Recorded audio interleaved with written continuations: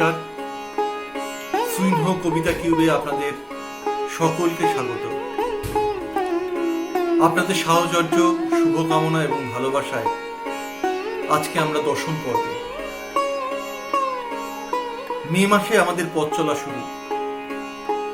অনেক প্রতিবন্ধকতা ছিল, আছেও, কিন্তু সমস্ত প্রতিবন্ধকতাকে অতিক্রম করে আমরা এগিয়ে চলেছি আপনাদের সাহচর্য। আমরা খুব গর্ব অনুভব করি যে মাত্র 2 মাসে আমাদের ভিউয়ার সংখ্যা 7,000 ছাড়িয়ে গিয়েছে। এই অনুষ্ঠানের মাধ্যমে আমরা বাংলা সাহিত্যের শতাধিক কবি সাহিত্যিককে এই অল্প সময়ের মধ্যেই আপনাদের সামনে উপস্থিত করতে সক্ষম হয়েছি। আপনারা সঙ্গে থাকলে আমাদের বিশ্বাস শুধু 10ম পর্ব নয়, এরকম বহু পর্ব নিয়ে আপনাদের সামনে হাজির হতে পারবে। অন্যান্য পর্বগুলির মতো আজ 6 জন কবি নয়, 10ম পর্বের এই বিশেষ অনুষ্ঠানে আমাদের সঙ্গে আছেন বর্তমান সময়ের অত্যন্ত উল্লেখযোগ্য 10 জন কবি। তারা তাদের কবিতা পড়বেন। আপনাদের যদি আমাদের অনুষ্ঠান ভালো লাগে, আগেও বহুবার বলেছি, আবার আপনাদের কাছে এই আবেদন রাখছি, আমাদের অনুষ্ঠান ভালো লাগলে অবশ্যই লাইক বাটনে ক্লিক করবেন এবং আমাদের চ্যানেলটিকে সাবস্ক্রাইব করবেন। এটির জন্য কোনো অতিরিক্ত খরচ আপনাদের বহন করতে হবে না, কিন্তু আমাদের চ্যানেলটি সাবস্ক্রাইব করা থাকলে আমাদের পরবর্তী সমস্ত অনুষ্ঠানের খবর নির্দিষ্ট সময়ে আপনাদের কাছে পৌঁছে যাবে। আপনারা আমাদের সঙ্গে থাকুন এবং আমাদের অনুষ্ঠানটিকে সুষ্ঠুভাবে এগিয়ে নিয়ে যেতে সহযোগিতা করুন। আমাদের সঙ্গে আজকে 10 জন কবি আছেন, আমি বলেছি। চলুন দেখে নিই কোন 10 জন কবি আজ কবিতা পড়বেন।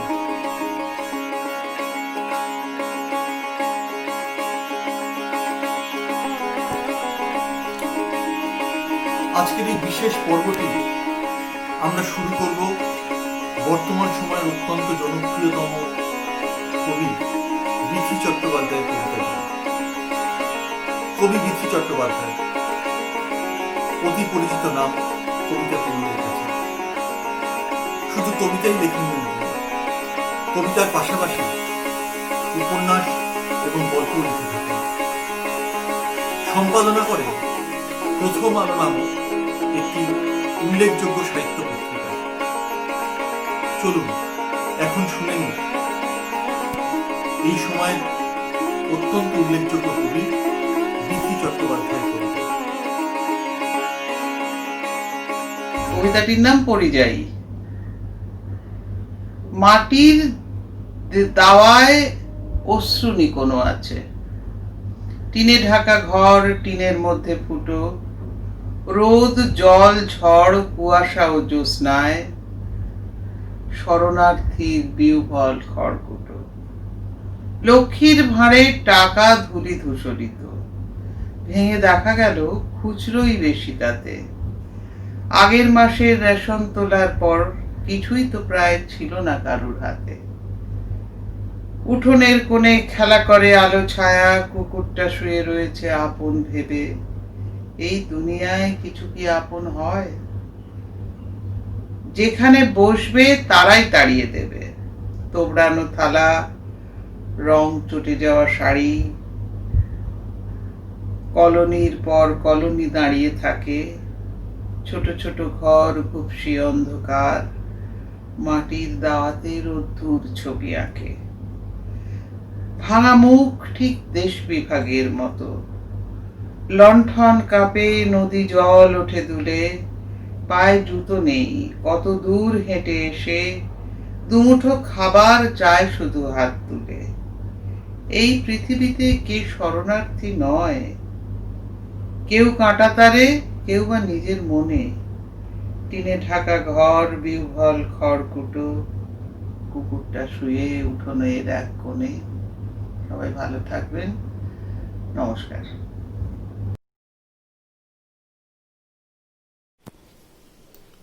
বর্তমান সময়ের আরেক উল্লেখযোগ্য কবি কুমারেশ চক্রবর্তী। হ্যাঁ, এখন কবিতা পড়বেন কুমারেশ চক্রবর্তী। কুমারেশ চক্রবর্তীর কবিতায় সমাজ এবং সময় প্রতিফলিত হয় বলিষ্ঠভাবে। তার ভাষা ব্যতিক্রমী। প্রকাশিত কবিতার বই 14টি। এছাড়াও প্রকাশিত হয়েছে নির্বাচিত কবিতা। চলুন এখন শুনে নিই জনপ্রিয় কবি কুমারেশ চক্রবর্তীর কবিতা।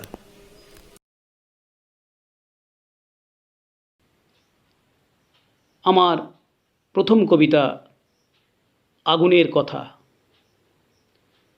দুঃস্বপ্নের রাত, নির্মোহ চোখে ঘুম চটকিয়ে অনুপ্রবেশে ঢুকে আসে রাতের গণিকা। আত্মঘাতী চাষি, গণধর্ষিতা বাংলার মা। ভুল হয় শহীদ মিনার, লেনিন সরণি কিংবা দত্তপুকুরের ঘাসে মোড়া গঙ্গাপুরের মিঠোপথ। কোথায় রাখবো পা? কোন দিকে চলে গেছে মিছিলের মুখ? কুড়ে ঘরের ফুটো চালে জ্যোৎস্নার কলেবরে, সামনে দাঁড়িয়ে শুধু নবান্নের প্রথম সিঁড়ি। ভিয়েতনামের মাটি পায়ে পায়ে মিশেছে ব্রিগেড। ব্রিগেডের জমায়েতের ধুলো খেলার গোধূলিও শব্দের পাশে বসে কৈফিয়ত চায়। কোনো কান্না নয়, শোকও নয় কোনোখানে। বিবেকে হাতুড়ি পিটিয়ে বিস্তার চায় কলরব।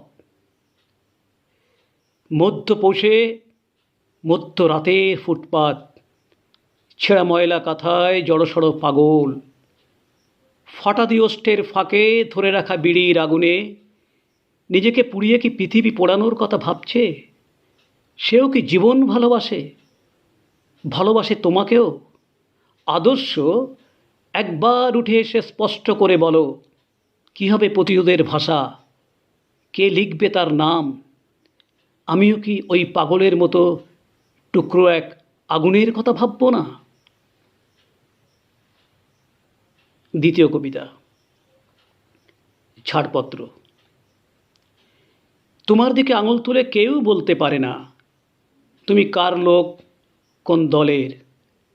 ব্যস্ততম এই শহরে প্রতিদিনের সন্ধ্যায় এমনই এক সঞ্চালকের গ্রহণযোগ্যতা নিয়ে বসে আছো ভ্রাম্যমান ভনিতা। খুব সহজেই দিন ও রাতের মাঝখানে এসে দাঁড়িয়ে পড়ছ। আবহাওয়া ম্যানেজ করে নিয়েও ব্যাখ্যা চাপিয়ে দিচ্ছ মর্জি মতো। আর তোমার কিছু লোক সুখের অন্নে দুঃখ ছিটিয়ে ধুয়ে নিচ্ছে সন্দেহ। আমি কিন্তু দিনের অর্থে কোনো বিশেষ ধরনের আলোর কাঠামো বুঝি না। দিনেও তো কারো অন্যায় উচ্ছেদের সমন আসে, কোর্টে নথিভুক্ত হয় প্রতারকের সাক্ষ্য। আর প্রমাণ দিতে না পারায় দিনের পঞ্চায়েত বসে ধর্ষিতা বালিকাকেই গ্রাম ছেড়ে চলে যেতে বলে। আবার রাতের ভেতরও শুধুমাত্র অবসাদ বসে থাকে না। ঘন কালো রাত ছুঁয়ে অনেক বিপর্যস্ত সেনাপতি নিজের ভেতরে এক রণক্ষেত্র গড়ে তোলে। আমিও এক রাত্রি লগ্নের উষাকাল, পৃথিবীর পিঠে ক্রমাগত ঘা মেরে মেরে পবিত্র শিউলির মতো নিজের জন্মানো সূচিত করছি। স্তাবকতার অক্ষরে সাজানো তোমার ছাড়পত্র ঘিরে দেখো আমার সবকটা আঙুল কি সাংঘাতিক সব প্রশ্ন তুলছে।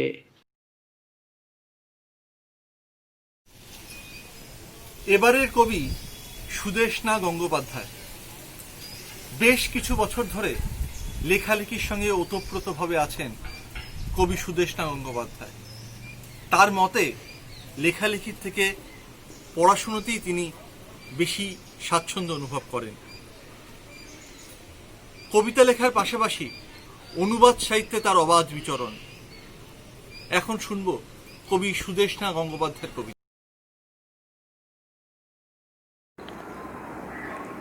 লেখার নাম দীর্ঘ একটা ঘুম।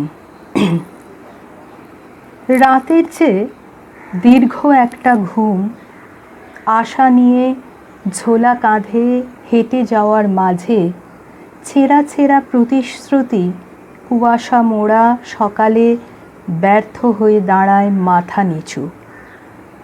আমার রোগজীর্ণ শরীর, বুকের ওপর ঝুঁকে আসা মাথা আরও ঝুঁকে আসে। এক বাঁও দু বাঁও জল মাপি, লগি ঢেলি, যদিও পাল বিশ্বাসঘাতক। স্বপ্নে দাঁড় ডুবিয়ে ভেসে যাই। মাথার ভেতর ব্রহ্মাণ্ড ব্রহ্মাণ্ড খেলা, কারুকে বোঝাতে না পেরে তীরে এসে এক হাঁটু কাদা জলে হাঁকপাঁক প্রাণ মরিয়া হাত বাড়ায়। ঠিক এই সময় কালো বেড়াল আর কাক একসঙ্গে ডেকে ওঠে। রাতের চেয়ে দীর্ঘ একটা ঘুম, আড়মোড়া ভেঙে জেগে উঠি।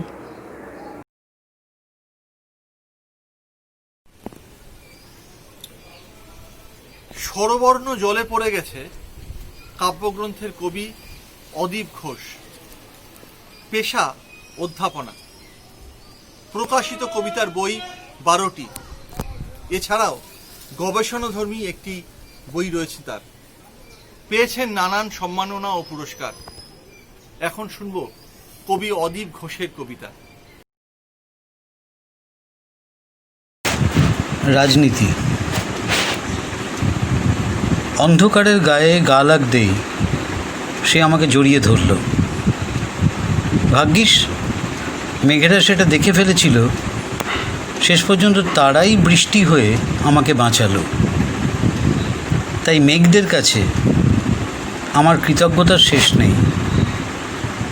তারপর থেকে আমি ও আমার পা দুখানা ভীষণ সতর্ক। আজকাল নিরাপদে হাঁটি। যথারীতি আর বৃষ্টি নেই। অনাবৃষ্টিতে জন্মও বন্ধ। আগুন পুড়িয়ে দিল মাঠের সবুজ। ছাই হয়ে হাওয়ায় উঠছে সর্বনাশ।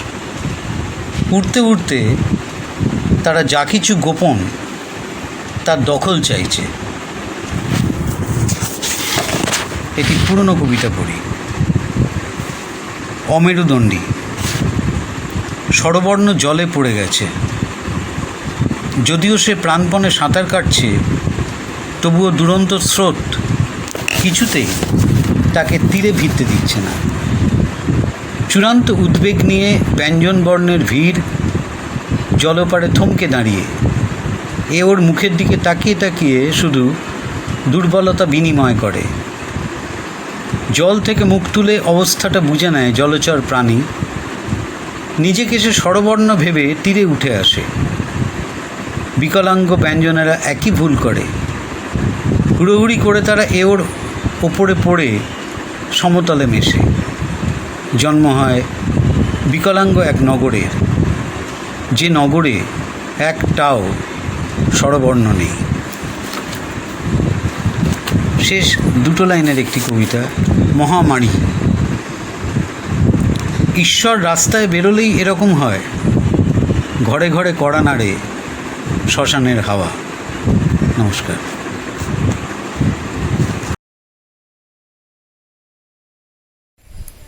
এবারের কবি মালবিকা হাজরা।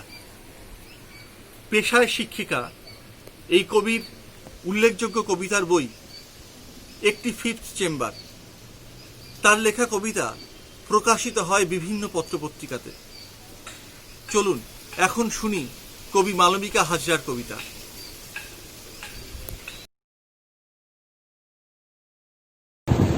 প্রথম কবিতা। কবিতা নয়, এ বিগত জন্মের দায়। কবিতারা পোড়োবাড়ি পার হয়ে আসে। ছায়া ঘেরা রহস্যের ভেতরে বোগনভেলিয়ার ছোপ ছোপ সুর। আদ্যন্ত খাঁটি কবিতার নিচে ফসিলের মতো কীর্তন থাকে। থাকে ঠাকুমার নিজস্ব ঠাকুর। পরের কবিতা অন্ধকারের ভৈরবী।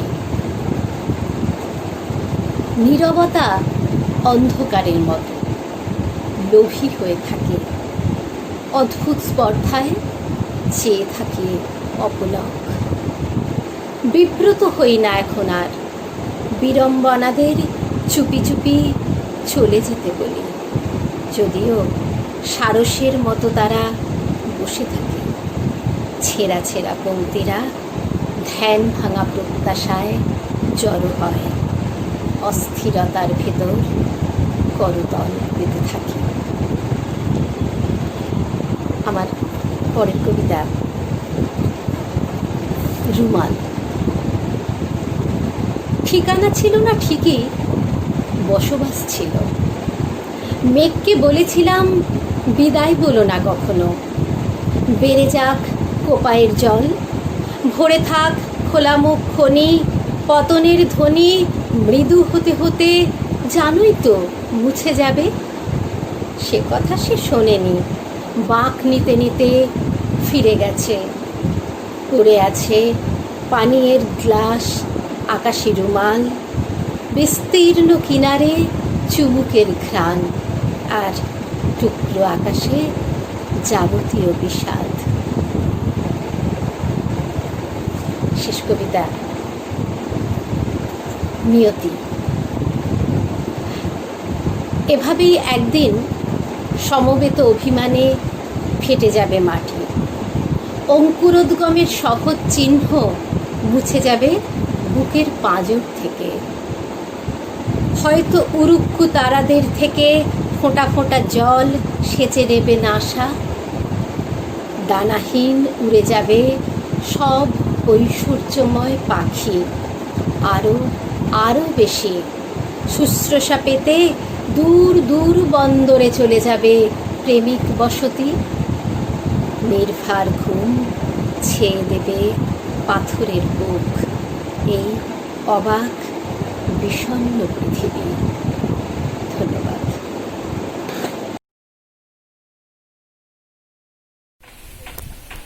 ধ্বংসের দিকে যাত্রা কাব্যগ্রন্থের কবি যুগান্তর মিত্র।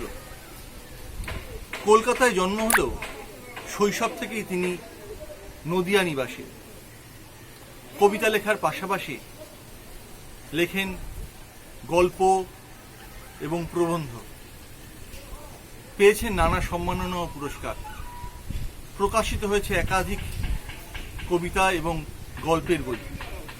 চলুন এখন শুনি কবি যুগান্তর মিত্রের কবিতা।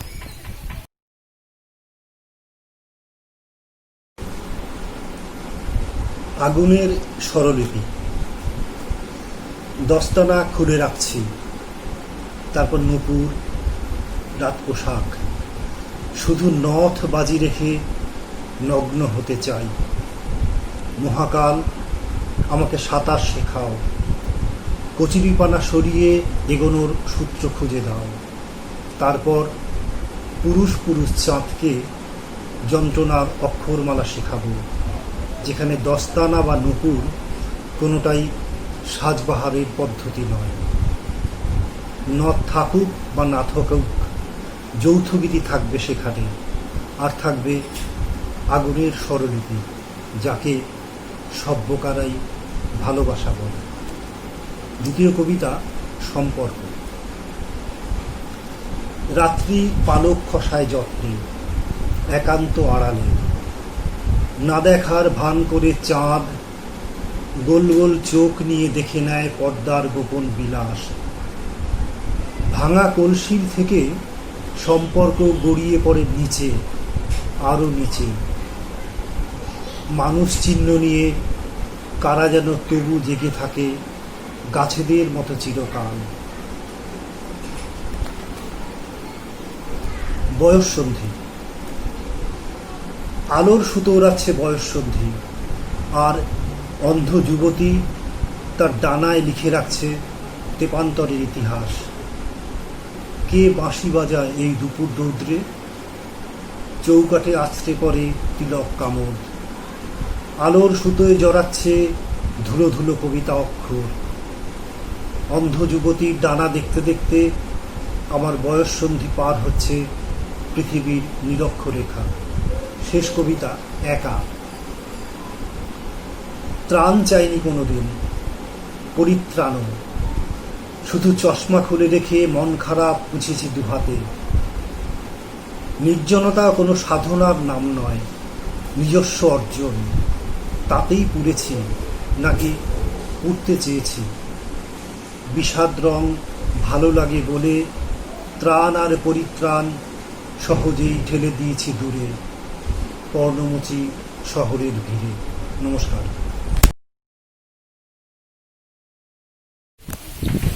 অনির্বিত ঈশ্বর কাব্যগ্রন্থের কবি পায়েলি ধর চক্রবর্তী। ডায়েরি লেখার ধরনে এক নতুন কাব্যধারায় কবিতা লিখতে পছন্দ করেন তিনি। কবিতা লেখার পাশাপাশি হস্তশিল্পেও যথেষ্ট দক্ষতা তার। নৃত্যশিল্পী হিসাবেও তিনি তার দক্ষতা দেখিয়েছেন বহুবার। ইংরেজি সাহিত্যে মাস্টার্স করা এই কবির কবিতা শুনবো এখন।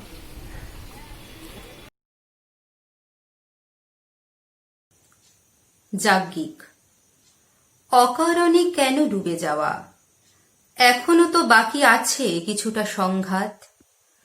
উদ্ভিন্ন দিন কোনো বিনিময় চাইলে তার সমস্ত আয়ুরেখায় লেপে দাও নশ্বর ছাইয়ের গন্ধ। এ সময় স্বেদ আর রক্ত হাত ধরে ইতিহাস লিখছে। ইথারে জেনেছি আমাদের অস্থি, অন্তর, অনন্ত ঘুম সব জাহান্নামে বিক্রি আছে। পুতমন্ত্রে এসো আগুন জ্বালি, আর ফলকে সাজিয়ে রাখি শ্রদ্ধা। মোম মিছিল কোনো সান্ধ্য গান তুলে আনুক মৌনতায়। আমরা আদিম এবং আত্মা নয়, ভেগ ধরি ঈশ্বরের। নমস্কার।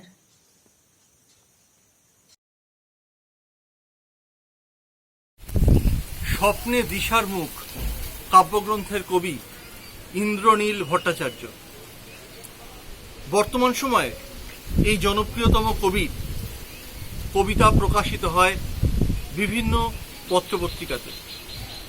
প্রকাশিত কাব্যগ্রন্থ বেশ কিছু। চলুন এখন শুনি কবি ইন্দ্রনীল ভট্টাচার্যের কবিতা। জোনাকি। মানুষে মানুষে হাত ছাড়াছাড়ি হয়, শুধু মহার্ঘ মুহূর্তগুলি থেকে যায় উদাসী হাওয়ায়, তেপান্তরের মাঠের মতন একা।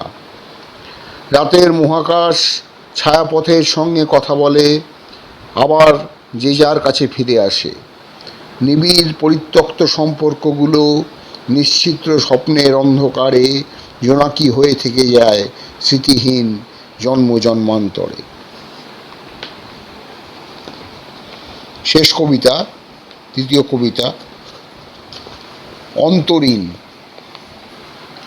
আমাদের যাবতীয় কবিতা যেন সত্যির ওপর মিথ্যের পোশাক। মিথ্যে মানে জলছবি হতে পারে, মিথ্যে মানে চিত্রকল্প হতে পারে, মিথ্যে মানে শব্দের বুনন হতে পারে, মিথ্যে মানে উপস্থাপনও হতে পারে। তবু মিথ্যের দেহে আমরা কবিরা কেউই সত্যির মুখোশ পরাতে পারি না, তবে তার শিল্প থাকে না। বাস্তবের ভেতর কল্পনা আছে বলেই তো এই জীবন এত ভালো লাগে। পাওয়ার ভেতর না পাওয়া থাকে বলেই তো জীবন কেমন অন্তরীণ কবিতা লিখতে শেখায়। নমস্কার।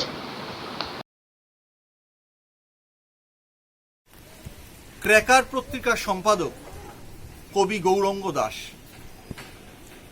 কবি গৌরঙ্গ দাস কবিতা লেখেন, কবিতা লেখার সাথে লেখেন অনুগল্প। তার লেখা প্রকাশিত হয় বিভিন্ন পত্রপত্রিকাতে। প্রকাশিত হয়েছে 4টি কবিতার বই। চলুন এখন শুনি কবি গৌরঙ্গ দাসের কবিতা।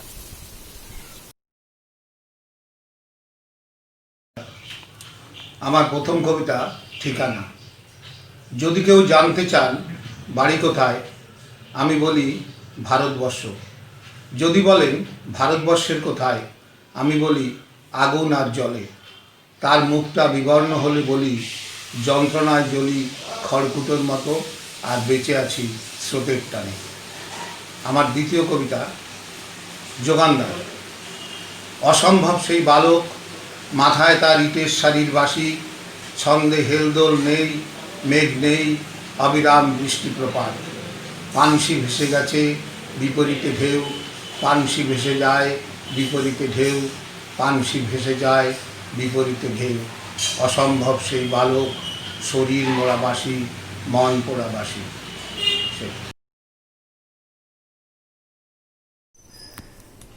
বাঁকুড়া জেলার কবি আশিস নন্দী। আশিস নন্দী শুধু এ বাংলায় নয়, দুই বাংলাতেই জনপ্রিয়। কবিতা পড়তে যান ওপার বাংলাতেও। প্রকাশিত হয়েছে কবিতার বই এবং গল্পের বই। চলুন এখন শুনি কবি আশিস নন্দীর কবিতা। ছোট্ট সে নদী, সবুজে সবুজে ঘেরা সে গায়ে, তীরে ছোট্ট সে নদী এক। সকাল বিকেল অবসরে অবকাশে আমি দাঁড়াই গিয়ে তার কাছে। সুখ দুঃখের গল্প কত, অজস্র বেদনা ভাসিয়েছি ওর জলে।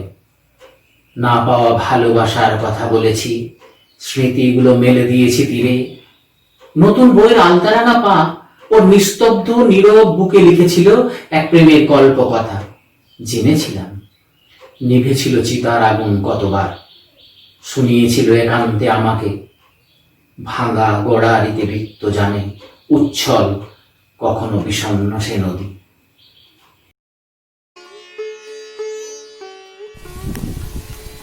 আজকে এই পর্যন্তই।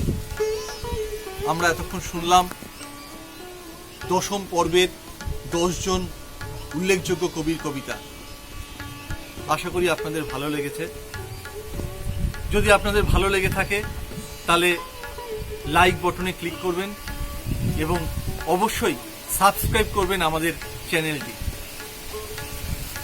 সাবস্ক্রাইব করতে আপনাদের অতিরিক্ত কিছু খরচ বহন করতে হবে না, কিন্তু সাবস্ক্রাইব করা থাকলে আমাদের প্রত্যেকটি অনুষ্ঠানের খবর আপনাদের কাছে পৌঁছে যাবে নির্দিষ্ট সময়ে। তাই আপনাদের কাছে আমাদের অনুরোধ, আমাদের অনুষ্ঠানের খবরটি যাতে আপনাদের কাছে পৌঁছায়, এই উদ্দেশ্যে দয়া করে আমাদের চ্যানেলটিকে আপনারা সাবস্ক্রাইব করবেন। দেখা হবে আবার আগামী শনিবার নতুন 6 জন কবিকে নিয়ে। আপনারা সকলে ভালো থাকুন এবং সুস্থ থাকুন। ধন্যবাদ।